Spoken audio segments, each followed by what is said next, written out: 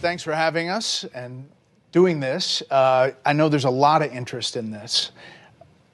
First, let me start with you, Elon. What are the budgetary savings goals, and how much do you think you've achieved so far? Our goal is to reduce the deficit by $1 trillion. From a nominal deficit of $2 trillion to try to cut the deficit in half to $1 trillion, or looked at it in total federal spending to drop the federal spending from $7 trillion to $6 trillion. We want to reduce the spending by eliminating waste and fraud, reduce the spending by 15%, which seems really quite achievable. The government is not efficient, and there's a lot of waste and fraud. So we feel confident that a 15% reduction can be done without affecting any of the critical government services. I'm going to talk to all the guys. If not making it better. I'm going to talk to all the guys here about the specifics. But for you, what's the most astonishing thing you've found out in this process? The sheer amount of waste and fraud in the government. It is astonishing. It's mind-blowing. We routinely encounter wastes of $1 billion or more, casually.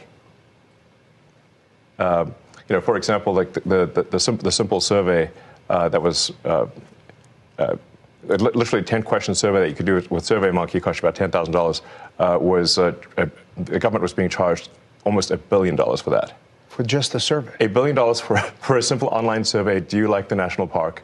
And then there appeared to be no feedback loop for what would be done with that survey. So the survey would just go into nothing. It was like insane. You technically are a special government employee, and you're supposed to be 130 days. Are you going to continue past that, or do you think that's what you're going to do? Or? Well, I think we will have accomplished most of the work required to reduce the deficit by $1 trillion within that time frame. So in that time frame, 130 yes. days. And the process is a report at some point, at 100 days? Or? Not really a report. We are cutting the waste and fraud in real time. So every day that passes, our goal is to reduce the waste and fraud by $4 billion a day, every day, 7 days a week. And so far, we are succeeding.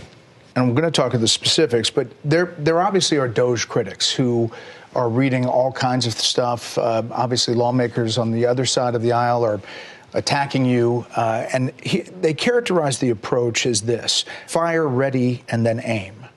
And how do you approach that? How do you respond to that? Well, I do agree that we actually want to be careful in the cuts. So we want to measure twice, if not thrice, and cut once.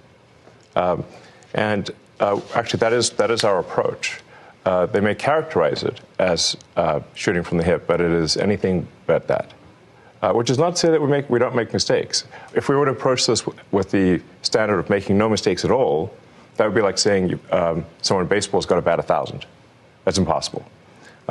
So when we do make mistakes, we correct them quickly, and we move on. Some people say this shouldn't take a rocket scientist. Steve Davis, you are a rocket scientist. Used to be. Yeah, I know. And now essentially you're the chief operating officer of DOGE. Day-to-day operations. Fair to say? Yeah, part of the DOGE team. So how did you end up here? What's the biggest challenge you see? The reason I'm here, which is probably for many, is that I think the goal is incredibly inspiring. I think most of the taxpayers in the country would agree that in order to have the country going bankrupt would be a very bad thing, and therefore the country going not bankrupt is a good thing. That all of us are willing to kind of put our lives on hold in order to do. I think the thing that's special right now is we actually believe there's a chance to succeed. That there's an administration that's supportive and a great cabinet and just a great group that will actually make success a possible outcome. And I think that's, given the inspiring mission and given the non-zero chance of success, it was worth doing. I'd just like to sort of re-emphasize that point. The success of DOGE is only possible with President Trump and with the outstanding cabinet that he selected. It would be impossible without the support of the president and the cabinet. But you're finding the money. I mean, it's big numbers, right? Yeah, like Elon said, the minimum impulse bid is often $1 billion. So, for example, the $830 million, which was the online survey, that's an enormous amount of money. That wouldn't have been found if the DOGE team wasn't working with it, in that case, the Department of Interior. But then taking it one step further, DOGE then publishes these things on our website for maximum transparency. So now the general public, it would have been impossible for the general public to have seen that. Now anyone can just log into Doge.gov anytime and see these payments. As they're not yet in real time, they're close, but they'll probably be in real time within the next few weeks. But the process, it still involves Congress, right? At some level? We try to keep Congress as informed as possible, but the law does say that money needs to be spent correctly. It should not be spent fraudulently or wastefully. It's not contrary to Congress to avoid waste and fraud. It is consistent with the law and consistent with Congress. And we've seen actually great support, at least from the Republican side of the House, and occasionally some Democrats too. It's nice to see people cross the aisle once in a while. But usually when they attack Doge, they never attack any of the specifics. So they'll say what we're doing is somehow unconstitutional or illegal or whatever. We're like, well, which line of the cost savings do you disagree with? And they can't point to any. And we list them all on Doge.gov and the Doge handle on X. And you'll see just outrageous things, one outrageous thing after another. Joe Gabbia, besides Elon, you're one of several billionaires here, co-founder of Airbnb, and you wanted to help out. I bumped into Anthony and Elon probably back in February, and they told me something about a mine that was dealt with retirement, and they said they needed somebody to help out to fix retirement in the government. I loved the challenge, so I jumped on board, and it turns out there is actually a mine in Pennsylvania that houses every paper document for the retirement process in the government. Now picture this. This giant cave has 22,000 filing cabinets, stacked 10 high to house 400 million pieces of paper. It's a process that started in the 1950s and largely hasn't changed in the last 70 years. And so as you dug into it, we found retirement cases that had so much paper, they had to fit it on a shipping pallet. So the process takes many months, and we're going to make it just many days. Will it be digitized, or how? Absolutely. So this will be an online digital process that will take just a few days at most. And I really think, it's an injustice to civil servants who are subjected to these processes that are older than the age of half the people watching your show tonight. So we really believe that the government can have an Apple Store-like experience, beautifully designed, great user experience, modern systems. Because right now, it's by hand. Yes. The retirement process is all by paper, literally with people carrying paper in manila envelopes into this gigantic mine. So they can't retire more than a certain number every month? Yes. About 8,000 a month. That's how the reason we discovered it was we were saying, like, well, let's encourage voluntary retirement. They said, well, the most they could do is 8,000 a month. And even under normal circumstances, it can take 6 to 9 months just to have your retirement paperwork processed, and they often get the calculations wrong. So we're like, well, why would it take so long to retire? And they're like, well, because of the mine. And we're like, what do you mean a mine? What's a mine got to do with retiring? And that's where we discovered that all the retirement stuff is still done by paper in a process that looks identical to what occurred in the 1950s. Like if we took a snapshot of the mine when it first started in the 50s to today, it looks the same. It's amazing. So how long do you think it'll take to turn over? We're working as fast as we can. Probably next couple of months we'll have this overhauled. And I really think, again, like, why are we subjecting our federal workers to processes that they actually have to go through a training just to retire from the government? There's a whole training program that people have to go through in order to retire. I think we can do better for them. Aram Moghadassi, Doge engineer. You go into these places, one of the more than a dozen engineers, first people to go into the agencies and view the computer data sets. Tell me what you're finding, and for people who don't understand how that process works, explain it for them. Yeah. I'll say the first thing that got me really excited about Doge was learning basically the state of government computers. By some estimates, government IT costs about $100 billion, and it's funding systems that are over 50 years old, in the case of something like Social Security or the IRS. So really critical systems are old. They cost a lot of money to maintain, and they can be the efforts to improve them are often very delayed. So I thought I'm a software engineer that maybe can make a difference here, and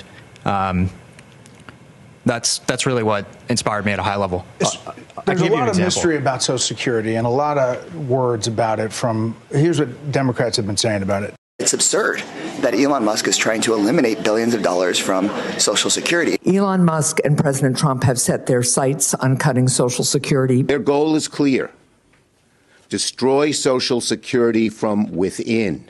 You're in the building. I mean, you're in the computers. What's happening there? What are you doing? Yeah, it doesn't line up with my experience on the ground. And I'll say the two improvements that we're trying to make to Social Security are helping people that legitimately get benefits, protect them from fraud that they experience every day on a routine basis, and also make the experience better. And I'll give you one example is at Social Security, one of the first things we learned is that they get phone calls every day of people trying to change direct deposit information. So when you want to change your bank account, you can call Social Security. We learned 40% of the phone calls that they get are from fraudsters. 40%? That's right. Almost half. Yes, and they steal people's Social Security is what happens. Is they call in, they say, they claim to be a retiree, then they convince the Social Security person on the phone to change where the money's flowing. It actually goes to some fraudster. This is happening all day, every day. And then somebody doesn't receive their Social Security. It's because of all the fraud loopholes in the Social Security system. How do you reassure people that what you all are doing is not going to affect their benefits? No, in fact, what we're doing will help their benefits. Legitimate people, as a result of the work of DOGE, will receive more Social Security, not less. I want to emphasize that. As a result of the work of DOGE, legitimate recipients of Social Security will receive more money, not less money. All right. I want to emphasize that point and let the record show that I said this, and it will be proven out to be true. Let's check back on this in the future. So, Washington Post, the Social Security Administration website crashed 4 times in 10 days this month because the servers were overloaded, blocking millions of retirees and disabled veterans from logging into their online accounts. Freaked people out. Is that going to change? Yes, we're going to make sure that the website stays online. Yeah. I mean, but is it a result of going in there or something you're doing? No. The amount of issues that were with the Social Security system are enormous. As an example, there are over 15 million people that are over the age of 120 that are marked as alive in the Social Security system. And that's an accurate figure. Yes. Correct. 15 million. Correct. This has been something that's been identified as a problem, again, pre-existing problems, since 2008 at least, from an IG report. So there were some great people working at the Social Security Administration that found this, 2008, and nothing was done. And so 15 to 20 million Social Security numbers that were clearly fraudulent were floating around that can be used only for bad intentions. There'd be no way to use those for good intentions. And so one of the things the DOGE team is doing is carefully and very methodically looking at those and making sure that any fraudulent ones are eliminated. Brad Smith, working at HHS, and obviously another element is Medicare and Medicaid, NIH. What are you finding? Yeah. Well, I'd say there's a couple things we're really committed to in our work at HHS. Number one, making sure we continue to have the best biomedical research in the world. And number two, making sure, which President Trump has said over and over again, that we 100% protect Medicare and Medicaid. But there's a lot of opportunity. So if I take NIH as an example, today, if you're an NIH researcher and you get a $100 grant at your university, today you get to spend 60 of that and your university spends 40 of that. The policy that we're proposing to make is that you get to spend 85 of that and your university spends 15. So that's more money going directly to the scientists who are discovering new cures. Another example at NIH is today they have 27 different centers. They got created over time by Congress, and they're typically by disease state or body system. There's 700 different IT systems today at NIH. 700 different IT systems. IT software systems. They can't speak to each other. And so they don't talk to one another. They have 27 different CIOs. And so when you think about making great medical discoveries, you have to connect the data. Time out. You said 27 different chief information officers? Correct. And most of them are non-technical. So there's a lot there. There's a lot of opportunity. It will make science better, not worse. And when I say that our job is tech support, I really mean it. Yeah. We have to fix the computers. If the computers can't talk to each other, you can't get research done. If the computers can't stay online, people won't receive their Social Security. So what we have here are a bunch of failing computer systems that are preventing people from receiving their benefits, that are preventing people from preventing research from happening, that are extremely vulnerable to fraud, and we're fixing it. And does that include AI? Does that include kind of changing the system overall? That's, I guess, what people are afraid of, is they don't know what this is all looking like, and is it going to affect me in the long term? It's going to affect them. It's going to affect people very positively. So the changes that we're doing here will ensure the solvency of the American government, of the United States of America. This is what we're trying to do: is ensure that people do receive their benefits in the future, and you can only receive your benefits if the country is operating in a healthy and competent way. Up next, how the DOGE team plans to streamline some federal jobs and agencies. And later, Elon Musk answers some of your questions that you asked via X. Anthony Armstrong, DOGE, Office of Personnel Management, you're a Morgan Stanley banker, M&A guy. Yeah. You know money, and this is a lot of money sloshing around. There's a lot of money sloshing around. There's a lot of money sloshing out the door. And if you look at the federal government and the way the workforce works, it's really a one-way ratchet over decades. So it's only going up. It's only going up. You never take it away. So that leaves you with duplicative functions. It leaves you with overstaffing, and it leaves you with functions in the wrong places. So a couple of examples. Duplicative functions. Brad mentioned 27 CIOs. If you kept going with Brad, he would talk about the communications office. I think you've got 40 distinct communications offices in HHS, right? Yeah. 40? Yeah, and that's not unusual, by the way. Multiple offices like that. It's not making anyone healthy. This is not about the employees there. There's many hardworking, well-meaning people who took these jobs. These jobs were out there. They applied for them. They took them. They're doing what's there. It's just that they're duplicating the effort of 40 offices. So you've got that. You've got overstaffing. A good example of overstaffing would be the IRS has got 1,400 people who are dedicated to provisioning laptops and cell phones. So if you join the IRS, you get a laptop and a cell phone, you're provisioned. So if each of those IRS officers or employees provisioned 2 employees per day, you could provision the entire IRS in a little more than a month. So 12 times a year, it doesn't make any sense. Why would you have 1,400 people whose only job it is to give out a laptop and a phone? Right. The whole IRS could be handled once a month. So that doesn't make any sense. And President Trump's been very clear: it's scalpel, not hatchet, and that's the way it's getting done. And then once those decisions are made, there's a very heavy focus on being generous, being caring, being compassionate, and treating everyone with dignity and respect. And if you look at how people have started to leave the government, it is largely through voluntary means. There's voluntary early retirement. There's voluntary separation payments. We put in place deferred resignation, the 8-month severance program. So there's a very heavy bias towards programs that are long dated, that are generous, that allow people to exit and go and get a new job in the private sector. And you've heard a lot of news about rifts, about people getting fired. At this moment in time, less than 0.15, not 1.5, less than 0.15 of the federal workforce has actually been given a RIF notice. So they're selected if they're leaving. It is basically almost no one's gotten fired. That's what we're saying. Tom Krause, working at Treasury, you are having access to the payment system, oversees all the outgoing payments. Essentially, those payments were going places we didn't know where they were going, right?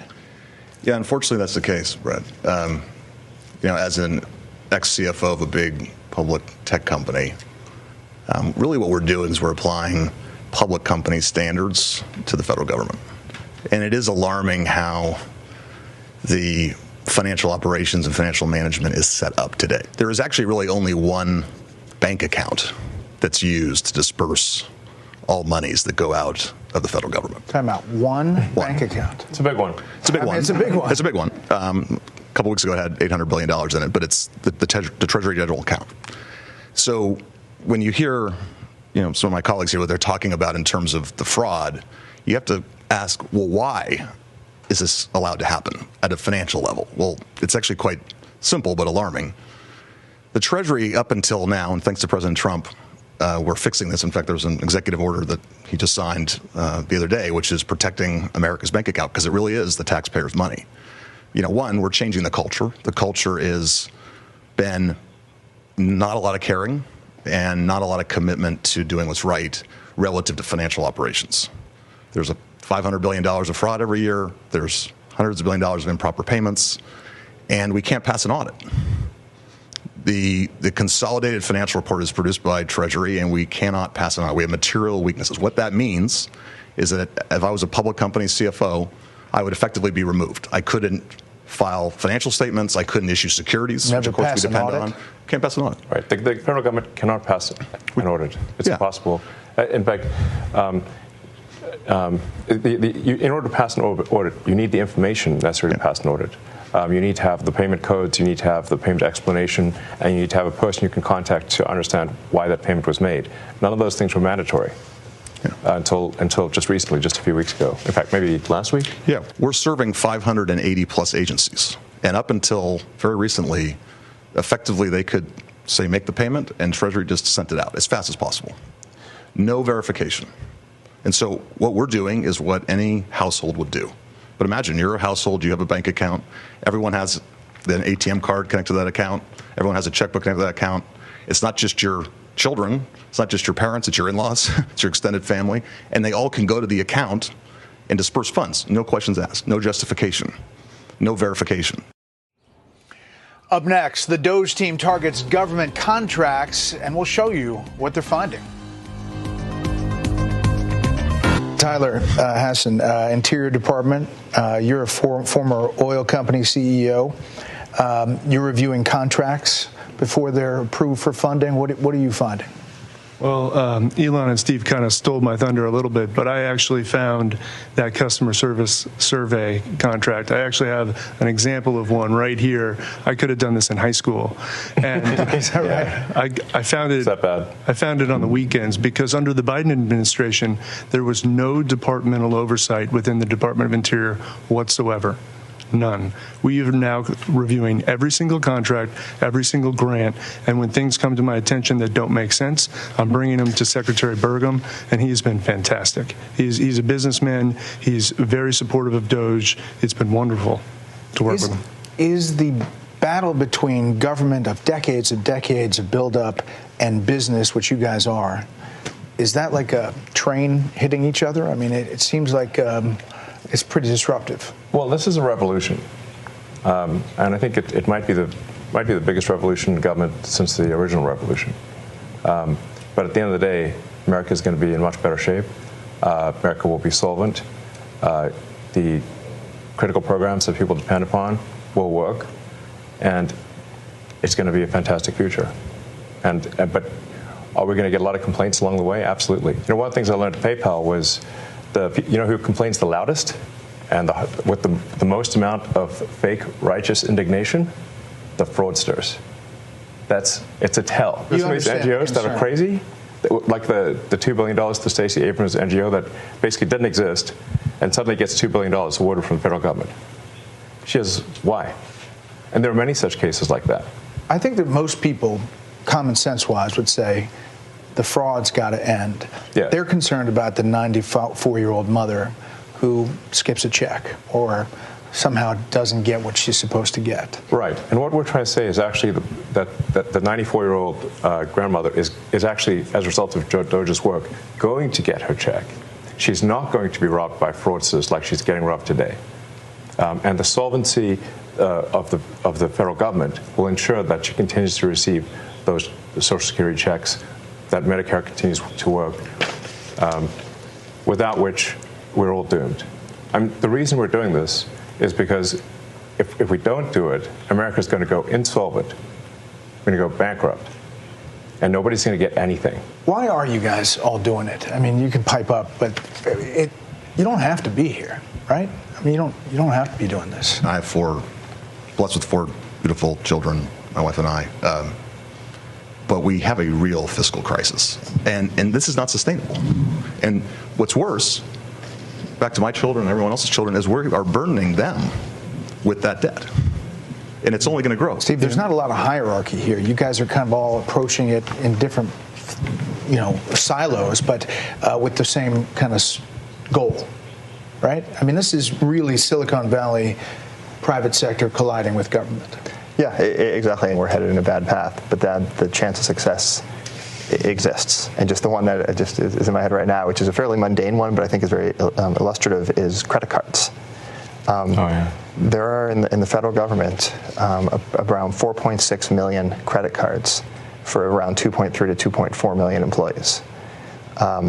This doesn't make sense. Right. And so one of the things all of the teams have worked on is we've worked with the agencies and said, do you need all of these credit cards? Are they being used? Can you tell us physically where they are? I hope they're getting frequent flyer miles. Actually, on a different note, the rewards program the federal government has is actually not very good. That's a whole other... It's a negotiation. Sure, yeah, exactly. But so far, the teams have worked together, and they've reduced it from 4.6 million to 4.3 million. So we're taking it easy. But clearly there should not be, more. There should not be more credit cards than there are people. Yeah. Joe, middle-level employees, are they seeing a benefit to being empowered by taking out bureaucracy? I mean, absolutely. I mean, I think what you're seeing is taking the best of Silicon Valley and the business world and bringing it into the government. We're bringing the best practices and the best methodologies, and people are inspired. Right, especially on the retirement process, which I can speak to. They've been trying to modernize and get off of paper since early 2000s, very unsuccessfully. Every attempt has gone over budget and been canceled because it hasn't been successful. And so, I showed up and I feel like I'm here because it's an interesting problem. We can use design to solve it and good engineering, and really create a better experience for everybody. We're talking about elementary financial controls that are necessary for any company to function. So, like, if the federal government, if a commercial company operated the way the federal government does, then it would be immediately go bankrupt. It would be delisted. The officers would be arrested. The changes we're putting in place will enable the federal government to pass an audit. It will enable taxpayers to know where the money is going and know that their hard-earned tax dollars are being spent well. The ways that the government is defrauded is that the computer systems don't talk to each other. So if the computer systems don't talk to each other, then you can exploit that gap, and fraudsters exploit that gap to take advantage. For example, there were over $300 million of Small Business Administration loans that has been given out to people under the age of 11. Well, actually, to add to it, it's $300 million under the age of 11 and over $300 million to over the age of 120. Definitely. Small business loans. Correct. Yes. The oldest American is 114. So it's safe to say if their age is 115 or above, they're fake. Or they should be in the Guinness Book of World Records. And we should not be giving out loans to babies. So the youngest recipient of a Small Business Administration loan is a 9-month-old, which is a very, very precocious baby we're talking about here. So obviously it was just fraudulent. And they do terrible things. They actually will see that a kid's been born. They will steal that kid's social security number and then take out a loan and leave that kid with a bad credit rating. There was literally a baby. The terrible things are being done is what we're saying. And we're stopping these terrible things. And you can stop it? I mean, we are stopping it. The reason this is happening is because the two systems are not talking to each other. Yes. Right? And so you don't know at the Small Business Administration that you're giving a loan to a 9-month-old, which happened in one case, because you're not cross-referencing that with the Social Security Administration data that has birth dates. So that very, very simple fix eliminates tremendous fraud. And that there are multiple systems across the government where the systems are not speaking with one another. And if you just solve that simple problem, you would solve a huge amount of fraud. Are you surprised? So one of the ways that, one of the key tricks that the fraudsters pull is that they will use the fact that someone is marked as live, and as sort of just that Social Security number is marked as live in Social Security, and then get disability and unemployment insurance for a dead person. Because the databases don't talk to each other, all they got was from Social Security is like, is this person alive? Yes, they're not alive. It's falsely marked. Person is falsely marked as alive in Social Security, but they didn't. But that person, a fraudster can now get unemployment and disability from a dead person. This is happening all the time at scale. Are you surprised at some of the legal efforts and some of the judges that have weighed in? There's about 8 or 10 now of these cases that are at least temporary holds. They're being challenged by the DOJ. Right. Are you surprised by that pushback? Well, it's the D.C. Circuit is notorious for having a very far-left bias. And when you look at the people close to some of these judges, where are they working? Oh, they're working at these NGOs. Oh, they're the ones getting this money. Does that seem like a system that lacks corruption? It sounds like corruption to me. Last thing, do you guys all see this as a patriotic duty? I mean, is that really what this is about? It's essential. Very much so. I do, 100%. I was running 5 businesses in Houston, and I left that. I left great people to do this, and my wonderful wife said, go for it. And here I am. But I feel like this is me giving back to the country. If we don't do this, we're sunk. Unless this exercise is successful, the ship of America will sink. That's why we're doing it. Well, gentlemen, I really appreciate the time today, and hopefully it took some of the myth and mystery out of DOGE and what's happening behind the scenes. Thank you.